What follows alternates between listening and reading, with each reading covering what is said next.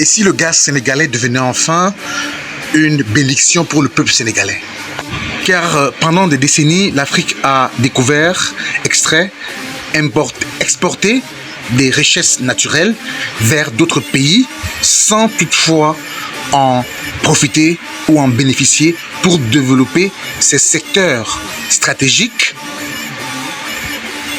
au profit des grandes multinationales qui se sont targuées d'exploiter les richesses naturelles des sous-sols africains pour leurs pays respectifs. C'est de la même manière que cela s'est passé au Sénégal dans un passé proche ou récent. Que ce soit l'or, le gaz naturel, le fer, la bauxite, l'aluminium, tout ce qui concerne les richesses naturelles africaines existant de manière naturelle dans le sous-sol africain ont toujours été exploités par les puissances hégémoniques étrangères, en l'occurrence la France, au premier rang desquelles la France, je voudrais le dire, suivi, n'est-ce pas, des autres pays qui sont effectivement derrière la France. On parle beaucoup plus des pays hégémoniques, beaucoup plus européens, donc l'Europe, les États-Unis d'Amérique et même les États asiatiques, puisque les vannes étaient ouverts et il n'y avait personne pour dire stop à la saignée. Cependant, les petits bénéfices ou les moindres bénéfices qui pouvaient être en tirés, si on peut parler de bénéfices, ne pouvaient ou n'étaient jamais au profit des populations africaines ressortissant de ces pays-là. Le Sénégal est un pays très riche, comme plusieurs pays africains, et cela s'est passé ainsi dans plusieurs pays africains, y compris le Sénégal, qui n'a pas dérogé à la... Dans ce sens, écoutons le Premier ministre Ousmane Sonko. En tout cas, moi, en tant que Premier ministre du Sénégal, l'un de mes principaux combats, pour ne pas dire le principal, c'est le défi énergétique. Personne ne peut développer sérieusement et durablement un pays s'il ne gagne pas le pari énergétique. L'énergie coûte cher au Sénégal, elle n'est pas disponible et ça pose problème. Comment pouvez-vous industrialiser sérieusement un pays si vous ne gérez pas cette question? Je me suis amusé hier à demander un petit travail sur un travail comparatif sur les coûts de l'énergie et vous verrez que selon les segments, nous sommes troisième le plus cher, ou deuxième le plus cher, ou quatrième le plus cher. Mais vous voyez que des pays comme le Qatar, qui est à 13 francs, l'Arabie Saoudite à 16 francs, l'Algérie à 16 francs, la Chine à 45 francs et les États-Unis à 52 francs. Quelle est la différence? C'est que ces pays-là ont des ressources naturelles dont ils se servent d'abord pour leur propre consommation avant d'exporter. Et nous avons fait le choix contraire. C'est pourquoi l'une des batailles sur lesquelles nous comptons sur tout le peuple sénégalais, secteur privé, syndicats, citoyens lambda, c'est celui de la réappropriation de nos ressources naturelles. La Côte d'Ivoire, utilise le gaz qu'elle produit. Tous les pays que j'ai cités utilisent le gaz et le pétrole qu'ils produisent chez eux. Nous, au Sénégal, le régime précédent avait fait l'option de laisser liquéfier et exporter le gaz que nous devons produire. Alors que nous en avons besoin pour casser complètement, évidemment dans un mix énergétique où nous comptons également sur les énergies renouvelables, mais qui ne peuvent, à mon avis, dépasser les 30% de production. Où est-ce que vous allez trouver les 70%? Or, l'énergie la plus accessible et la moins polluante pour les énergies fossiles, c'est le gaz dont nous disposons aujourd'hui à GTA, avec la possibilité maintenant de faire des extensions Yakar Teranga, qui a une capacité beaucoup plus importante. Alors on se poserait donc la question légitime de savoir comment des pays africains peuvent posséder un tel potentiel énergétique, un tel potentiel de richesse sans toutefois en profiter et en bénéficier pour l'exploitation interne et locale afin de bénéficier aux industries et à ce pays pour son développement.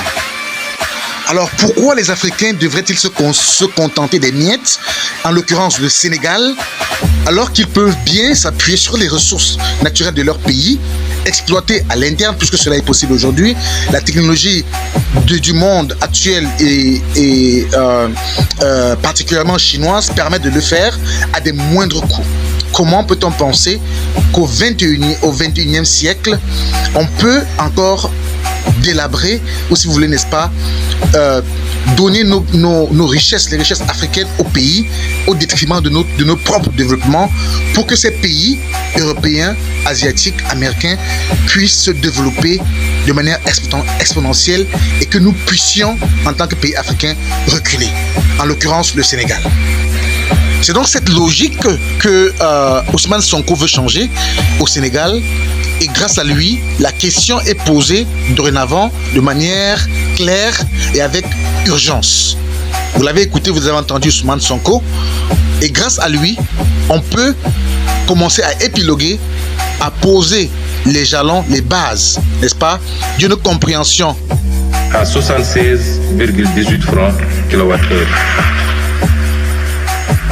J'ai parlé juste d'un droit légitime que nous avons à accéder à la production d'hydrocarbures locales en attendant de travailler à un certain nombre de choses, notamment la possibilité de regrouper l'intégration de tous les blocs gaziers, parce qu'on parle de GTA, Yaya Teranga, pour pouvoir avoir accès aux produits de manière à casser totalement le prix de l'énergie au Sénégal. C'est un élément important. Je crois qu'en 2026, nous aurons les premiers, je l'espère, je le crois même fermement, parce que nous avons fait ce qu'il fallait faire. Et nous ne voyons pas pourquoi nos partenaires nous empêcheraient d'accéder à cet approvisionnement en gaz local. L'objectif principal, c'est de renforcer le gaz to power, le gaz to industry, comme dit le ministère de l'Industrie, mais également l'énergie domestique, de réduire le coût de l'énergie des ménages. Donc comme vous l'avez écouté, vous l'avez entendu, vous l'avez constaté, réduire le coût de l'électricité et des matières premières en général, c'est la lutte de Ousmane Sonko au Sénégal avec son homologue président de la République, Diomaye Diakhar Faye. Donc Sonko ne s'en est donc pas privé. Et vous l'avez écouté dans le discours, il réclame une part, n'est-ce pas, de ce gaz pour les Sénégalais afin de réduire la consommation du gaz pour les Sénégalais. Et cette réduction passera de 116 à 73 francs CFA à partir de 2026. Donc l'objectif est clair, est de renforcer les capacités énergétiques du Sénégal et surtout de pouvoir permettre aux ménages d'avoir une électricité de qualité et surtout au gouvernement sénégalais d'avoir une plus-value et de se projeter dans l'avenir au service du développement national. À travers cette sortie, si vous voulez, n'est-ce pas, cette décision, Ousmane Sonko veut envoyer un message fort, non pas seulement aux Sénégalais, mais aussi à la jeunesse africaine, à l'Afrique en général et à l'Afrique tout court. Aussi, en effet, aux exploitants européens, aux exploitants américains et surtout aux exploitants asiatiques. Dans un message clair, les ressources du Sénégal ne sont pas faites pour enrichir les pays étrangers, mais sont faites pour le bonheur et l'évolution du Sénégal. Le développement technologique et la consolidation de la richesse et de l'évolution nationale sénégalaise et industrielle. Ousmane Sonko, en tant que Premier ministre du Sénégal, a donc présenté une vision claire avec des points clés pour une évolution et surtout un changement radical au plan économique et social. Approvisionnement gaz par GTA, un élément extrêmement important. Parce qu'aujourd'hui, les contrats de recherche et de partage de production autorisent le Sénégal à notifier ses besoins au plus tard le 1er octobre pour l'approvisionnement de son marché local. ce que nous avons fait pour 2026. Les gains sont de 177 milliards et l'impact sur le kilowattheure, c'est de le faire passer de 115,93 francs kilowattheure aujourd'hui à 76,18 francs kilowattheure. J'ai parlé juste d'un droit légitime que nous avons à accéder à la production d'hydrocarbures locales en attendant de travailler un certain nombre de choses, notamment la possibilité de regrouper l'intégration de tous les blocs gaziers, parce qu'on parle de GTA, Yaya Teranga, pour pouvoir avoir accès aux produits de manière à casser totalement le prix de l'énergie au Sénégal. C'est un élément important. Je crois qu'en 2026, nous aurons les premiers, je l'espère, je le crois même fermement, parce que nous avons fait ce qu'il fallait faire. Et nous ne voyons pas pourquoi nos partenaires nous empêcheraient d'accéder à cet approvisionnement en gaz local. L'objectif principal, c'est de renforcer le gaz to power, le gaz to industry, comme dit le ministère de l'Industrie, mais également l'énergie domestique, de réduire le coût de l'énergie des ménages. Le gaz sénégalais sera donc dorénavant exploité par les Sénégalais, pour les Sénégalais et par extension, selon les dires de Ousmane Sonko, pour les Africains. Les coûts seront terriblement réduits pour le bonheur des Sénégalais et pour le bonheur des Africains qui pourront, au travers du Sénégal, jouir de cela.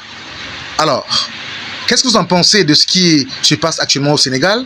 Cette vidéo vous démontre, n'est-ce pas, le travail que Kaba Ousmane Sonko, le duo Ousmane Sonko et Diomaye Diakhar Faye pour le Sénégal et pour l'Afrique en général.